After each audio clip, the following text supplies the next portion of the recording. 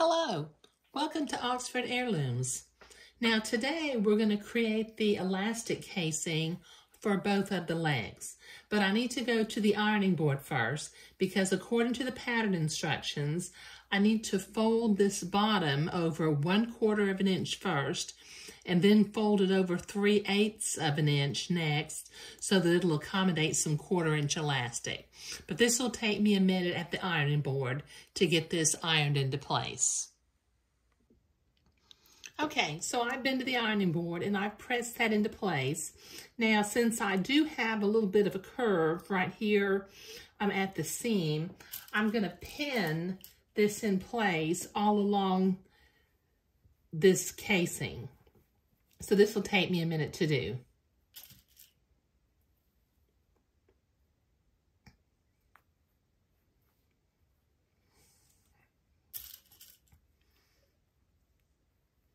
Okay, I'll be right back once I get this all pinned.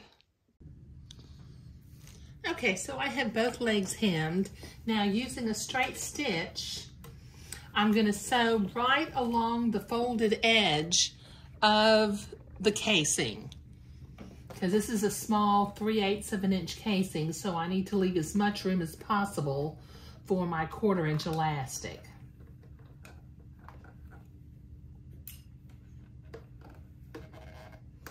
Tacking it down at the beginning and end.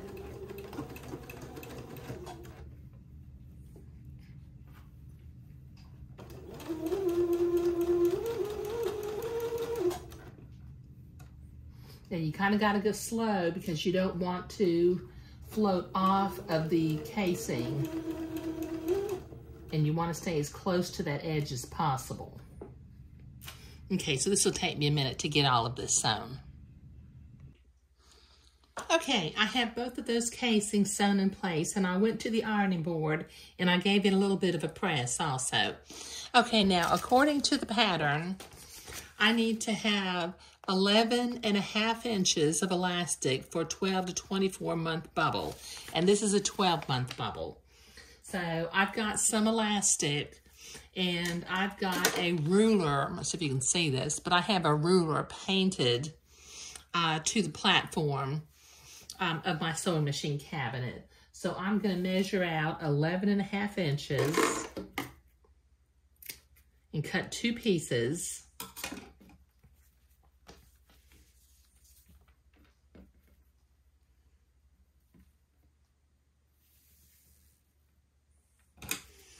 Okay, that's the second piece. And then I have, I call this my elastic grabber, but it has a real name, and somebody told me what it was one time, but I have forgotten. So it will continue to be my elastic grabber. So I will run the elastic grabber through the casing from one end till it comes out the other end. Then using the little hook and the little metal gate closure thing on the one end, I'm going to grab the elastic through the hook. Okay. And then I'm going to slowly pull it through the casing. Now I'm not going to, as soon as it gets to where it disappears into the end of this casing here on the left, I'm going to stop and I'm going to use my sewing machine and I'm going to tack that into place. Okay, so it has just disappeared into the casing. So using my sewing machine, I'm going to tack that into place.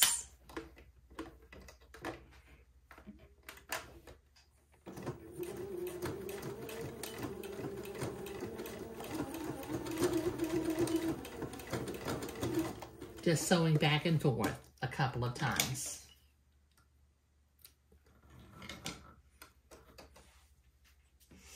And then I can continue to pull my elastic through the casing until it comes out the other end.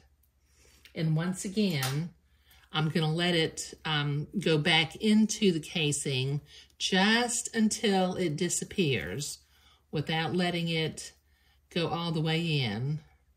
Just until it disappears inside that casing. and then I will tack it into place again like I did the other end.